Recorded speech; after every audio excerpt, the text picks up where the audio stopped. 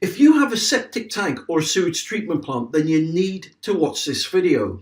On the 1st of January 2020, the UK government are introducing a whole new set of rules and regulations for septic tanks and sewage treatment plants. It's called the septic tank ban, and it's called the septic tank ban because many septic tanks that don't comply by this time will be banned and decommissioned up and down the country, and many septic tank owners will be fined and face prosecution unless you have one of these. Now, this is called a government compliance form. If you've got one of these forms on display in your kitchen or your utility room and you hand one to your solicitor, not only will you make your septic tank or sewage treatment plant compliant, but you'll also save thousands and thousands of pounds. And today I'm giving this form away for free.